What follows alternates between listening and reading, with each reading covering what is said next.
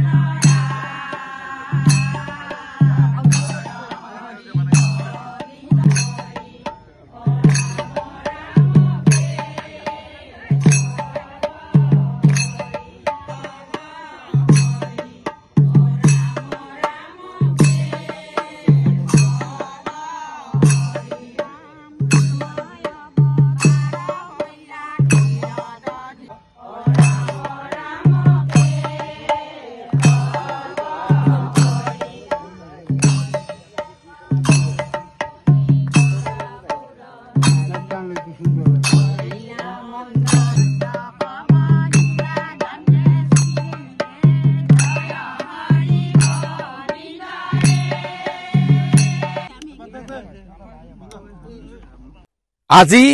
এই শুভ দিনটোতেই আমি এই সোণালী জয়ন্তী বৰ্ষৰ শুভাৰম্ভণি হিচাপে লাইখটা স্থাপন কৰিছো আৰু এই লাইখটা স্থাপন স্থানীয় বয়সস্থ ব্যক্তি মাননীয় উত্তম দাস তেখেতে লাইখুটাৰ আঁত ধৰিছিল আৰু গোট সমূহ ৰাইজৰ সহযোগ বিচাৰি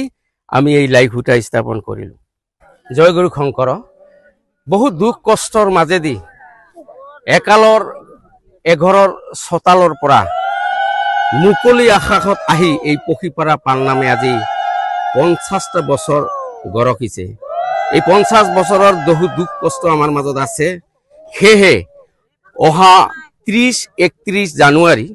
আৰু 1-2-3 ফেব্ৰুৱাৰী 5 দিনীয়া বৰ্ণাঢ্য কাৰ্যসূচীৰে আমি সোণালী জয়ন্তী উদযাপন কৰিবলৈ লৈছো এই সোণালী জয়ন্তী কাৰ্যসূচীত আমি কিছু ব্যতিক্ৰম কাৰ্যসূচী আমি লৈছো প্ৰথম দিন অৰ্থাৎ 30 জানুৱাৰী আমি বাৰে বৰণীয়া সাংস্কৃতিক শোভাযাত্ৰা আমি পালন কৰিম আৰু 31 জানুৱাৰী গাঁওবাসী পক্ষীপাৰা গাঁওবাসীৰ গাঁৱলীয়া পূজা আৰু 1 ফেব্ৰুৱাৰীত আমাৰ অবিৰাম আই আৰু বাপসকলৰ নাম কীৰ্তন আৰু 2 ফেব্ৰুৱাৰী আৰু 3 ফেব্ৰুৱাৰীত আমাৰ সাংস্কৃতিক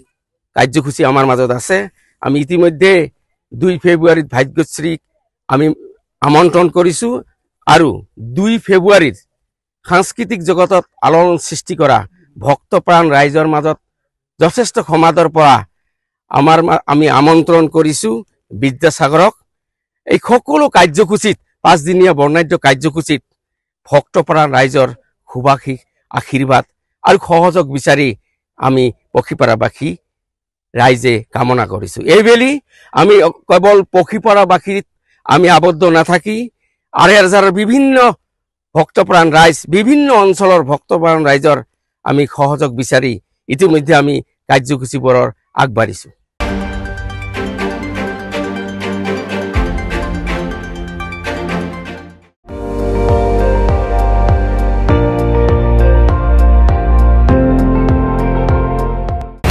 আপুনি চাই আছে ND24